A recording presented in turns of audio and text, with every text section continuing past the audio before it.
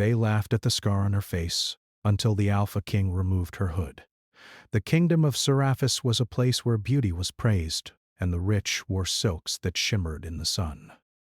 It was a land of grand castles and bright gardens, but not all its people lived under the warm light of fortune.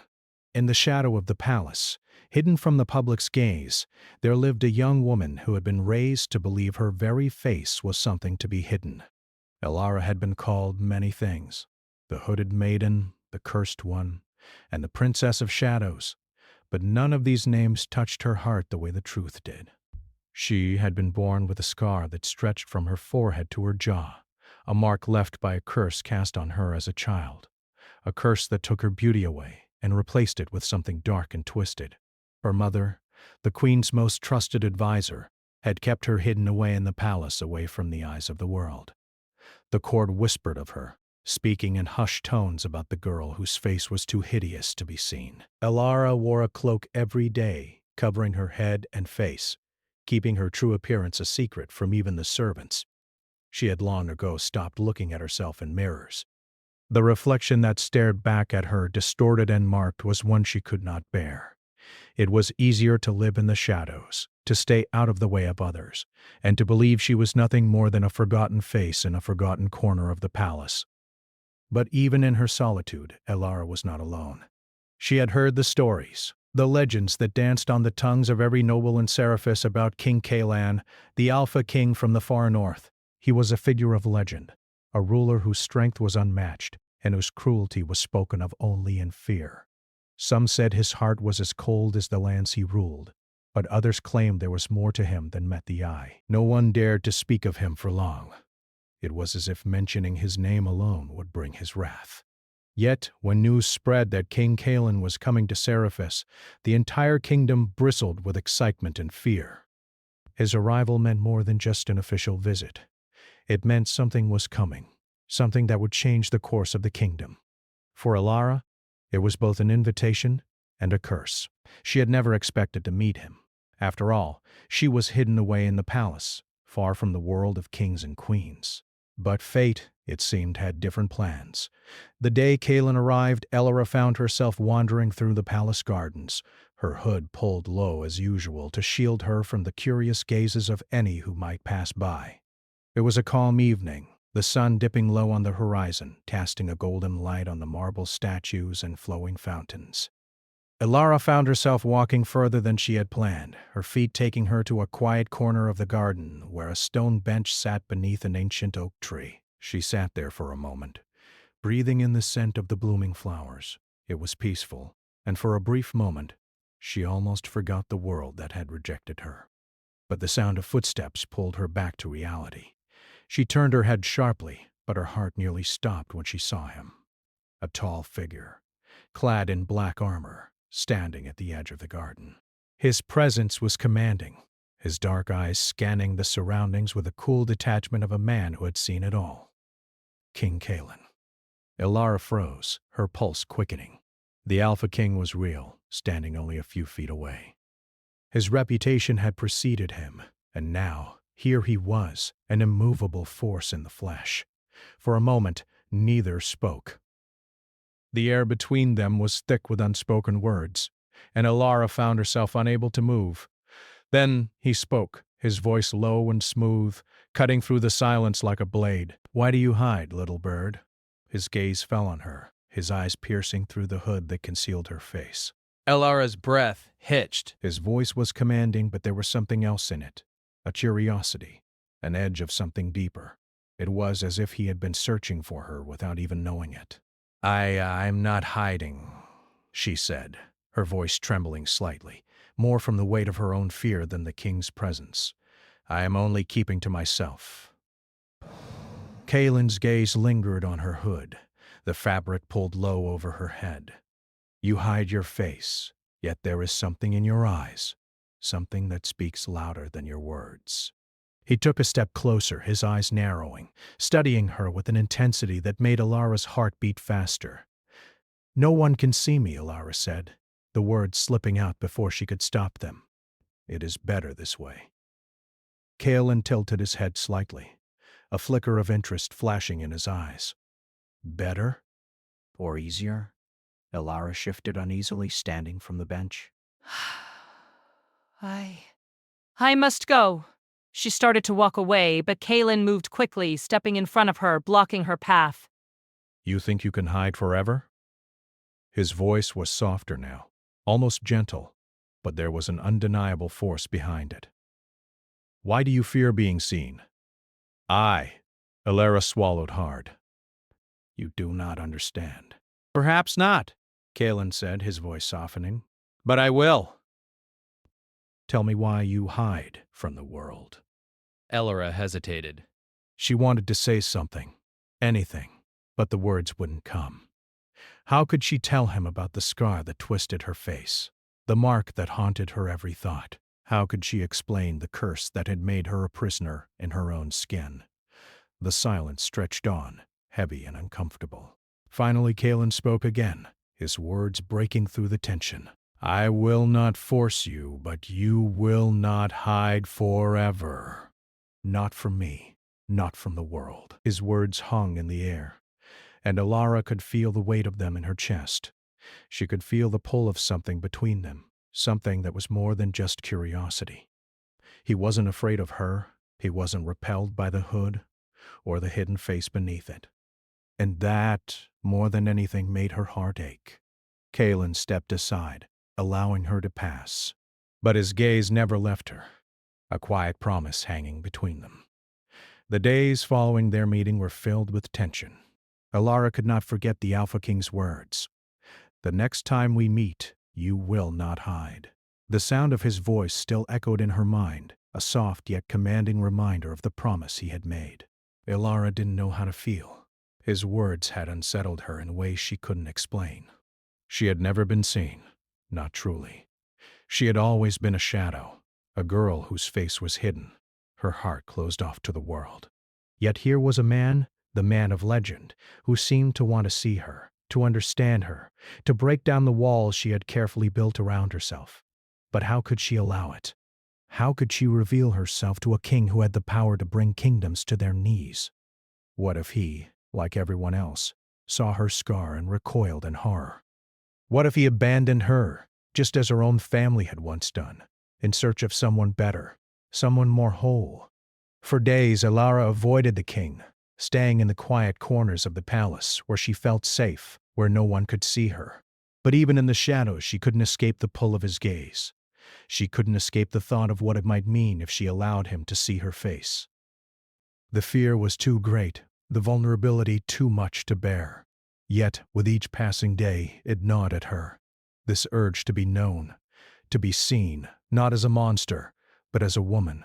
Elara's world shifted further when she was summoned to the royal hall. The letter, sealed with the royal crest, was a command. The Alpha King requires your presence.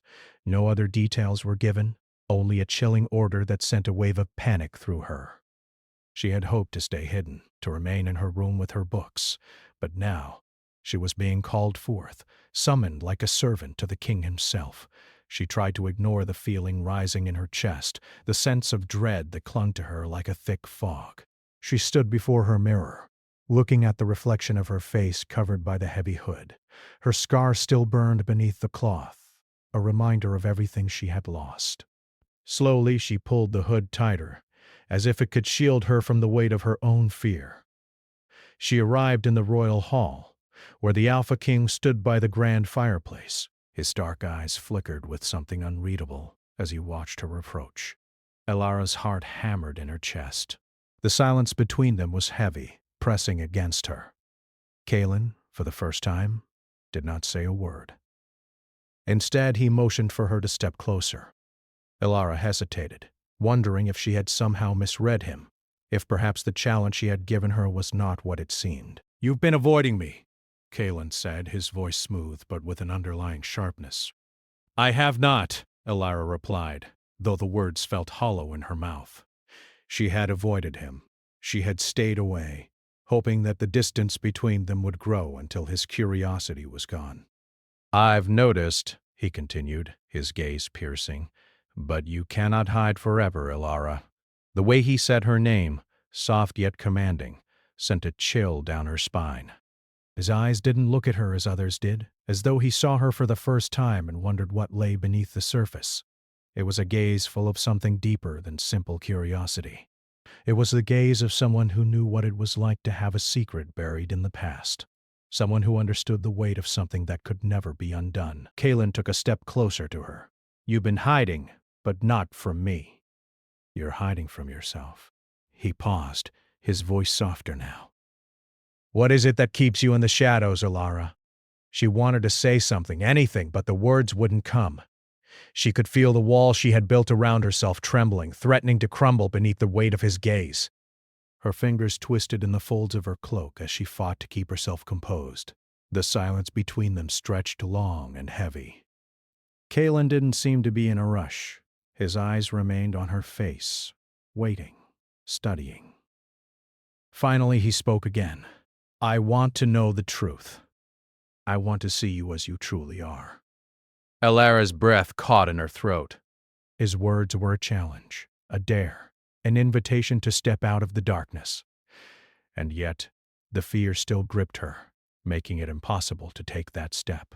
What if he saw her scar and rejected her? What if, like the others, he turned away in disgust? "Why?" she asked, her voice barely a whisper. Kaelin's gaze softened for a moment, the hard edge of his usual demeanor disappearing. "Because, Alara, I see more than just the woman behind the cloak. I see someone who has been hidden away for too long. Someone who deserves to be seen not as a curse but as a person. You deserve more than this life of shadows." Her heart pounded in her chest. She wanted to believe him. She wanted to trust him. But the fear was too great. What if he was lying? What if this was just another game, another power play for him to conquer and control? "I can't," Alara whispered, shaking her head. "I can't let you see me. You don't understand." Kaelin stepped closer, the distance between them shrinking. "I understand more than you think. I've seen what it's like to hide who you are, to carry a burden no one else can see." His voice was steady, but there was something raw in his words, something vulnerable. "I don't care about the scar, Alara. I care about you." The words hit her like a wave, crashing over her with a force that left her breathless. She had never heard anyone speak to her like this, not in her entire life. She had never known that someone could see her, truly see her, and not flinch away in horror. "I will not force you," Kaelin continued, his voice gentle now. "But the time will come when you must face the world. You can hide no longer." Alara stood there in silence, her hands trembling at her sides. What was she to do? Could she take that step? Could she risk everything to be seen, to allow herself to be vulnerable in front of the one person who might truly understand her? The room felt impossibly still. The only sound, the faint crackle of the fire in the hearth. She could feel the weight of Kaelin's gaze on her, waiting. The choice was hers, but the fear that had held her captive for so long seemed to loosen its grip ever so slightly. There was something about Kaelin that made her feel safe. Something in the way he stood, in the way he spoke, in the way he understood. Finally, Alara lifted her head, meeting his eyes. "What if I'm not the person you think I am?" she asked, her voice trembling. Kaelin smiled, though it was tinged with sadness. "Then I will know you for who you truly are." The days after their conversation were a blur of uncertainty and tension. Alara could feel the weight of Kaelin's words pressing down on her with each passing hour.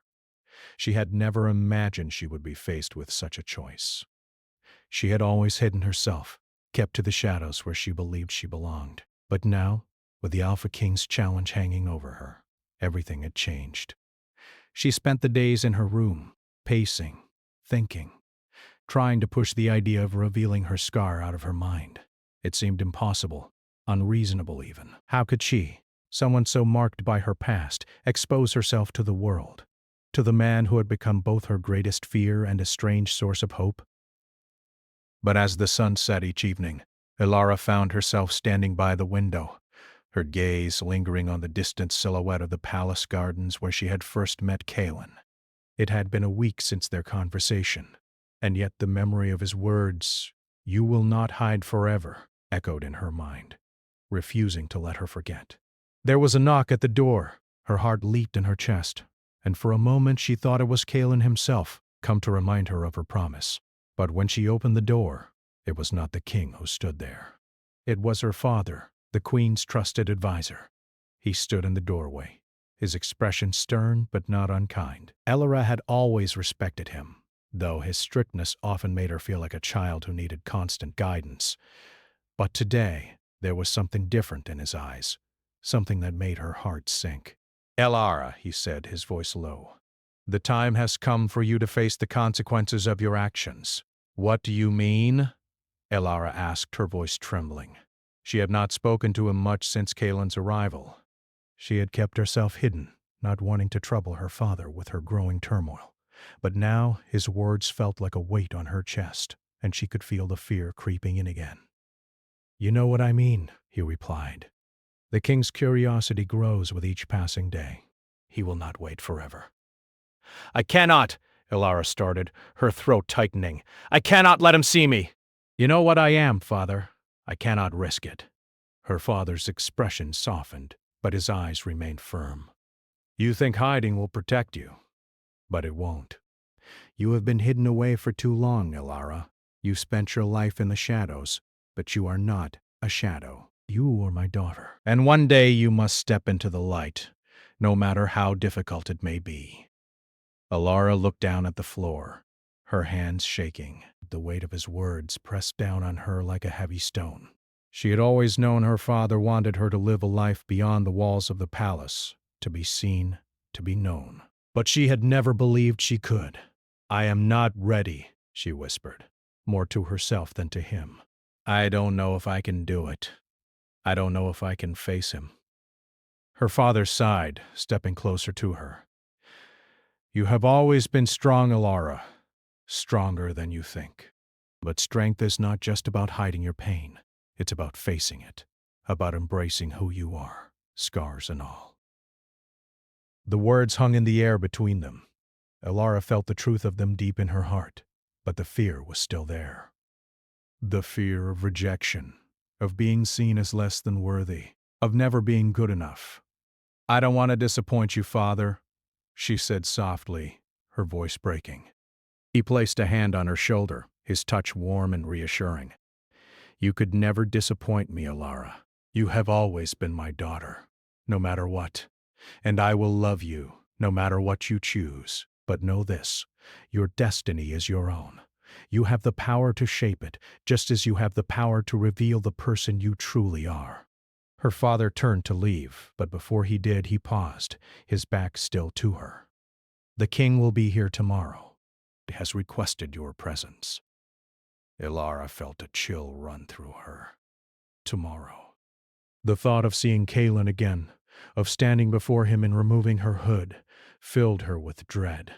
But her father's words lingered in her mind. "You are not a shadow." The truth of those words settled deep in her chest, and for the first time Elara felt a flicker of something she hadn't felt in years. Courage. The following morning, Elara stood before the mirror, her hands trembling as she adjusted the hood that concealed her face. She had not slept well, her thoughts racing throughout the night. Could she do this? Could she face Kalen and show him the scar that had tormented her for so long? Could she allow him to see her for who she truly was? She closed her eyes for a moment, breathing deeply. The fear was still there, but now she could also feel something else. A quiet determination. She would no longer hide. She could not continue to live in the shadows. It was time for her to step into the light, no matter how painful it might be. As she made her way to the royal hall, her heart pounded in her chest. The corridors of the palace seemed to stretch endlessly before her, each step bringing her closer to Kalen, closer to the moment of truth. She could feel the weight of his gaze on her even before she entered the room. When she arrived, Kalen was already standing by the grand fireplace, his tall figure silhouetted against the flickering flames. He turned as he heard her approach, his eyes locking onto hers with an intensity that made her breath catch. "Elara," he said softly, his voice warm but laced with something else. Expectation. "You've come." She nodded, her throat dry. She wanted to speak to tell him everything she was feeling, but the words wouldn't come. She stood there for a moment, unsure of what to do next. Kalen took a step forward, his eyes never leaving hers. "You know why I asked you to come, don't you?" he asked, his voice low, almost gentle. "I know," she replied, her voice barely a whisper. The room fell silent, the only sound the crackling of the fire in the hearth. Kalen's gaze softened, and for the first time, Elara saw something in his eyes that wasn't just curiosity or command. It was understanding. "Elara," he said softly, "you don't have to do this if you're not ready, but you are more than your scar.